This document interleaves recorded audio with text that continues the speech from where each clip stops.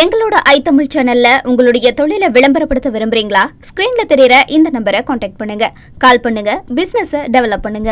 ஆளுநர் அவர்கள் சட்டப்பேரவையிலிருந்து வெளிநடப்பு செய்திருக்கிறார். இதை எப்படி பாக்குறீங்க? ஆளுநருடைய இந்த வெளிநடப்பு எப்படி? ஆளுநர் தான் விரும்பாத பகுதிகளை அரசு தன்னைத்தானே பாராட்டி கொள்ளுகிற உண்மைக்கு மாறான பகுதிகளை இந்த அரசாங்கம் ஒரு உதாரணத்துக்கு சொல்லுகிறேன். வெள்ளம் வந்த போது அதை சிறப்பாக கையாண்டது என்று அரசு தன்னைத்தானே முதுகில் தட்டி கொடுத்து பாராட்டி கொள்ளுகிறது. உண்மை நிலை அதுவா?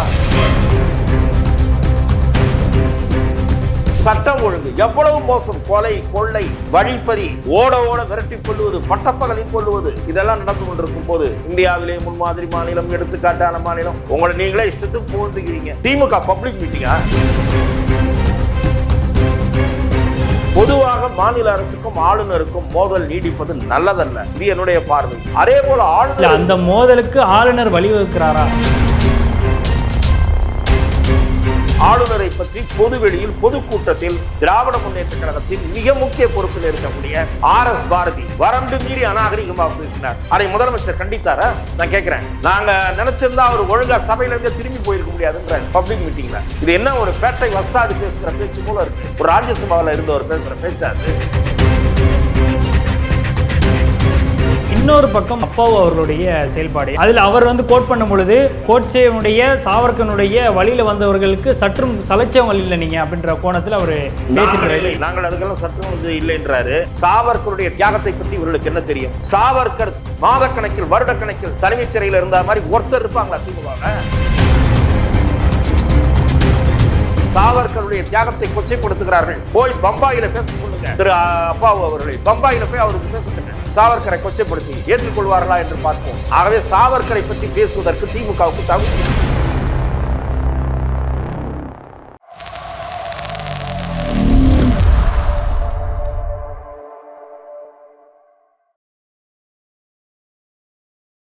ஐத்தமிழர்களுக்கு வணக்கம். இன்றைய நேர்காணலில் நம்முடைய இணைந்திருப்பவர் மூத்த பத்திரிகையாளர் திரு துக்ளக் ரமேஷ் அவர்கள். அவரிடம் நடப்பு அரசியல் குறித்து விவாதிக்கலாம். வணக்கம் சார். வணக்கம். எப்படி இருக்கீங்க? நலம். இப்போது ஆளுநர் அவர்கள் சட்டப்பேரவையிலிருந்து வெளிநடப்பு செய்திருக்கிறார். அதாவது அவருடைய ஆளுநர் உரையை புறக்கணிச்சிருக்கிறாரு. அதற்கு சில காரணங்களையும் அவர் விளக்கமாக ஆளுநர் மாளிகையிலிருந்து கொடுக்கப்பட்டிருக்கு. அதில் குறிப்பாக தேசிய கீதத்தை நான் ஏற்கனவே சட்டப்பேரவை தொடங்குவதற்கு முன்பாகவே அதை இசைக்கணும் அப்படின்னு சொல்லி நான் வலியுறுத்தியிருந்தேன். ஆனால் அந்த விஷயத்தை இன்றைக்கி தமிழக அரசு ஏற்கலை, அதை ஏற்காமல் செஞ்சுருக்கிறாங்க. அதனால் நான் இந்த உரையை புறக்கணிக்கிறேன்னு சொல்லிட்டு எந்த ஒரு உரையும் பேசாமல் விட்டுருக்கிறாரு. அதோடு அரசினுடைய சாதனைகளை அவங்க பட்டியலிட்டு அரசு தரப்பில் தயார் செய்யப்பட்ட அந்த ஆளுநர் உரையையும் புறக்கணிச்சிருக்கிறாரு. இதை எப்படி பார்க்குறீங்க? ஆளுநருடைய இந்த வெளிநடப்பை எப்படி பார்க்குறீங்க? ஆளுநர் உரையை மேதக ஆளுநர் RN ரவி அவர்கள் புறக்கணித்தார் என்ற சொற்றொடர் பயன்படுத்தப்படுவது தவறு என்று நான் கருதுகிறேன். ஆளுநர் உரையை தமிழில் திரு அப்பாவு அவர்கள் பேரவைத் தலைவர் வாசித்த போது திரு ரவி அவர்கள் மேதக ஆளுநர் அவையில் இருந்திருக்கிறார். துவக்கத்தில் ஆளுநர் ஆங்கிலத்தில் நிகழ்த்த வேண்டிய உரையை, அமைச்சரவை தயாரித்து கொடுத்த உரையை அவர் வாசிக்கவில்லை. அதற்கு 2 காரணங்களை நீங்கள் கூறியது போல அவர் கூறியிருக்கிறார். ஒன்று, மேதக ஆளுநர் உரை நிகழ்த்துவதற்கு முன்பு பேரவையில் தமிழ்தாய் வாழ்த்து இசைக்கப்படும். ஆளுநர் உரை நிகழ்த்தி முடித்த பிறகு தேசிய கீதம் இசைக்கப்படும். ஆளுநர் என்ன சொல்கிறார் என்றால், தமிழ்தாய் வாழ்த்தும் தேசிய கீதமும் இசைத்துவிட்டு உரை தொடங்கி பிறகு தேசிய கீதம் மீண்டும் இசைக்கப்பட வேண்டும் என்று நான் முதலமைச்சருக்கு கடிதமும் எழுதினேன், நேரிலும் தெரிவித்தேன், பேரவைத் தலைவரிடம் தெரிவித்திருக்கலாம். அவர் சொல்லுகிறார், இது சட்டசபை வழக்கத்தில் இல்லாத ஒன்று. அவர் கூறுவது ஆளுநர் கலந்து கொள்ளுகிற பொது நிகழ்ச்சிகளில் இந்த வழக்கம் உண்டு. புரோட்டோகால், கவர்னர் கலந்து கொள்ளுகிற பொது நிகழ்ச்சிகள், அரசு விழாக்கள் அல்லது கவர்னர் கலந்து கொள்ளுகிற நிகழ்ச்சிகள் எல்லாவற்றிலுமே தமிழ்தாய் வாழ்த்து இசைக்கப்படும், தேசிய கீதம் இசைக்கப்படும், பிறகுதான் விழா தொடங்கும். இது புரோட்டோகால் டிமாண்ட்ஸ் இட். நான் என்னுடைய புத்தக வெளியீட்டு விழாவுக்கு தெலுங்கானா மற்றும் புதுவை யூனியன் பிரதேச ஆளுநர் டாக்டர் தமிழிசை சவுந்தரராஜன் அவர்கள் என்னுடைய நூலை வெளியிட்டு அந்த நிகழ்ச்சியில் பங்கேற்றார். அப்போது அவர் வருவதற்கு தாமதம் என்றாலும், நீங்கள் நிகழ்ச்சியை தொடங்கி விடுங்கள், ஆனால் தமிழ்தாய் வாழ்த்தும் தேசிய கீதமும் இசைக்கப்பட்டு நிகழ்ச்சி தொடங்கப்பட வேண்டும் என்று எனக்கு கூறப்பட்டிருந்தது. வெளி நிகழ்ச்சிகளுக்கு அது பொருந்தும். பேரவை பொறுத்தவரை நெடுங்காலமாக பின்பற்றப்பட்டு வருகிற மரபைத்தான் பேரவை பின்பற்றப்படுகிறது. ஆகவே ஆளுநருடைய அந்த எதிர்பார்ப்பு அரசினுடைய அல்லது பேரவைத் தலைவருடைய விருப்பத்திற்கு உட்பட்ட, அரசும் பேரவைத் தலைவரும் கலந்து ஆலோசிக்க வேண்டிய முடிவு. ஆகவே இதை அவர் உரையை வாசிக்காததற்கு ஒரு காரணமாக கூறுவதை ஏற்க இயலாது. ஆனால் பேரவைத் தலைவர் அமைச்சரவை தயாரித்து தருகிற உரையில் தான் திருப்தி அடையாத பகுதிகளை அல்லது அது உண்மைக்கு மாறான விஷயம் என்று கருதுவதை அல்லது ஆட்சேபகரமாக இருக்கக்கூடிய பகுதிகள் என்று ஆளுநர் கருதுவதை அவர் வாசிக்காமல் தவிர்க்கலாம். அதற்கு அவருக்கு எல்லா உரிமையும் இருக்கிறது. அமைச்சரவை தயாரித்து கொடுத்தது என்பதற்காகவே கிளிப்பிள்ளை மாதிரி அதை எதிரொலிக்க வேண்டிய அவசியம் ஆளுநருக்கு கிடையாது. தமிழக ஆளுநர் மாத்திரமல்ல, கேரள ஆளுநர், மேற்கு வங்க ஆளுநர் போன்ற வெவ்வேறு மாநிலங்களின் சில ஆளுநர்கள் அரசு தயாரித்து கொடுத்த உரையில் ஓரிரு பகுதிகளை தவிர்த்து விட்டு உரை நிகழ்த்தி இருக்கிறார்கள்.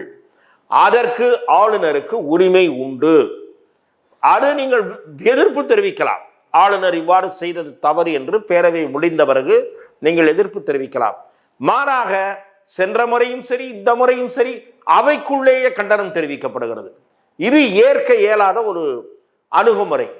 பொதுவாக மாநில அரசுக்கும் ஆளுநருக்கும் மோதல் நீடிப்பது நல்லதல்ல. இது என்னுடைய பார்வை. அதே போல ஆளுநர் அந்த மோதலுக்கு ஆளுநர் வழிவகுக்கிறாரா அப்படின்ற ஆளுநர் நான் சொல்ல வருகிறேன்.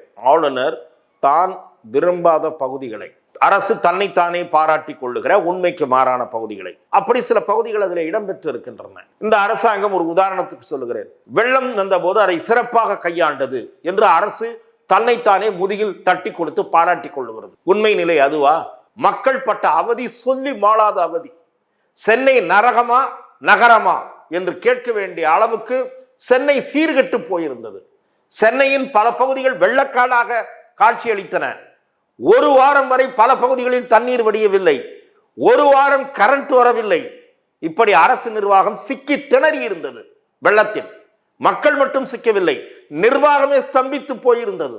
அதை தவிர சட்டம் ஒழுங்கு எவ்வளவு மோசம். கொலை, கொள்ளை, வழிப்பறி, ஓட ஓட விரட்டி கொள்ளுவது, பட்டப்பகலில் கொள்ளுவது, இதெல்லாம் நடந்து கொண்டிருக்கும் போது இந்தியாவிலே முன்மாதிரி மாநிலம், எடுத்துக்காட்டான மாநிலம், உங்களை நீங்களே இஷ்டத்துக்கு போந்துக்குவீங்க. திமுக பப்ளிக் மீட்டிங்கா? அப்படி உரை இந்த ஆட்சியும் தயாரிக்கிறது, முந்தைய ஆட்சியும் தயாரிக்கிறது. முன்னாடியும் அப்படித்தானே இருந்துச்சு நடைமுறை. நான் சொல்றேன், அப்படி தயாரித்து மிகையான புகழ்ச்சி இருக்கும் போது அந்த மிகையான புகழ்ச்சியை ஆளுநர் தவிர்க்கலாம். மொத்த உரையும் அவர் வாசிக்காமல் தவிர்த்தது, அதற்கு ஒரு காரணத்தை கூறுவது என்பது அரசுக்கும் ஆளுநருக்குமான மோதல் நீடிப்பதற்குத்தான் வழிவகுக்கிறது. அது இந்த மாநிலத்தின் நலனுக்கு உகந்ததல்ல.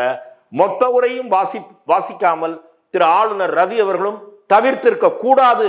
அவரும் உரையின் தான் ஏற்றுக்கொள்ளாத பகுதிகளை விட்டுவிட்டு மீறி பகுதிகளை வாசித்திருக்க வேண்டும் என்பதுதான் என்னுடைய பார்வை. இப்போ அந்த விஷயத்தில் குறிப்பாக அவர் சொல்றது பேரவை விதி 176(1) படி ஆரம்ப கட்டத்தில் முதல்ல சட்டப்பேரவை தொடங்குறதுக்கு முன்னாடி தமிழ் தாய் வாழ்த்தில் தொடங்கி ஆளுநர் உரை, அதுக்கப்புறம் இறுதியாக அதாவது நிறைவு பகுதியாக தேசிய கீதம். இதுதான் பேரவையினுடைய விதியாக இருக்குது. அதை நாங்கள் ஃபாலோ பண்ணுறோம். இதற்கான விளக்கத்தை நாங்கள் ஏற்கனவே கொடுத்துட்டோம். அப்போ அதையும் மீறி ஆளுநர் இங்கே செய்கிறார் அப்படிங்கிறப்போ அதுக்கு அரசியல் உள்நோக்கம் இருக்கின்ற அந்த தேசிய கீதம் விஷயம் தான் நான் மாறுபட்டு நான் தான் சொல்கிறேனே, பேரவைத் தலைவர் கூறுவதை நான் ஏற்கிறேன். இதுவரை பின்பற்றப்படாத ஒரு வழக்கத்தை புதிதாக நுழைப்பது என்பது அது தேவையில்லை என்பதும் என்னுடைய கருத்து. தேசிய கீதத்தை இசைக்கப்படாமல் இருந்தால் தவறு. தேசிய கீதம் நிறைவில் இசைக்கப்படுகிறது.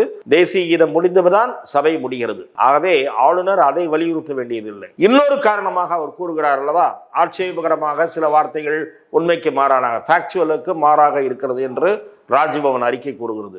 ஃபேக்சுவல் சிச்சுவேஷனுக்கு மாறாக இருப்பதை நீங்கள் வாசிக்காதீர்கள்.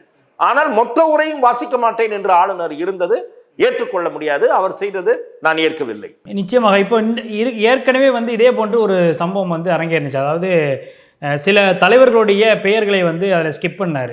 அது மாதிரியான ஒரு விஷயத்தை ஆளுநர் பண்ணியிருக்கலாம் அப்படின்ற ஒரு பார்வை. இல்லைங்க, நீங்கள் தொடர்ந்து ரெண்டு பக்கமும் இருக்கு. திராவிட மாடல்ன்றாங்க. திராவிட மாடல் எதுக்கு அவர் படிக்கணும்? நான் சொல்வது இரண்டு பக்கமுமே இருக்கு. ஆளுநரும் சில சில தவிர்க்க வேண்டாம், அதை படிச்சிருக்கலாம்னு நினைக்கிறேன். அது மாதிரி இதை ஸ்கிப் பண்ணியிருக்கலாமே அப்படின்னு நான் சொல்றேங்க. திரும்பவும் அதை அதாவது இதே தான் எத்தனை முறை பேசினாலும் இதுதான். இரு தரப்பிலும் இணக்கமற்ற போக்கு நீடிப்பது மாநிலத்தின் நலனுக்கு நல்லதல்ல. ஆளுநர் அவர்களும் தான் ஏற்காத ஓரிரு பகுதிகளை விடுத்து மீறி உரையை வாசித்திருந்தால் அவருக்கும் அது பெருமையாக இருந்திருக்கும், சபைக்கும் மரியாதையாக இருந்திருக்கும். அதே போல அரசு தரப்பும் ஆளுநரை கண்டித்து தீர்மானம் நிறைவேற்றுகிற அளவுக்கெல்லாம் சென்ற முறை போனார்கள். அதெல்லாம் அதே மாதிரி தான் பொன்முடி உட்காந்துட்டு போன்ற மாதிரி கை காமிச்சாரு, ஆளுநரை பார்த்து வா அப்படின்ற மாதிரி கை காமிச்சாரு. அது என்ன மரியாதை? ஒரு அமைச்சர் நடந்துக்கிற முறையாது? அப்படி அரசு தரப்பு நடந்து கொள்வதும் பண்பாடற்றது. ஆளுநரை பார்த்து ஆளுநரை பற்றி பொதுவெளியில் பொதுக்கூட்டத்தில் திராவிட முன்னேற்ற கழகத்தின் மிக முக்கிய பொறுப்பில் இருக்கக்கூடிய RS பாரதி வரம்பு மீறி அநாகரிகமாக பேசினார். அதை முதலமைச்சர் கண்டித்தாரா? நான் கேட்கிறேன். நாங்க நினைச்சிருந்தா அவர் ஒழுங்கா சபையிலேருந்து திரும்பி போயிருக்க முடியாதுன்றார் பப்ளிக் மீட்டிங்ல.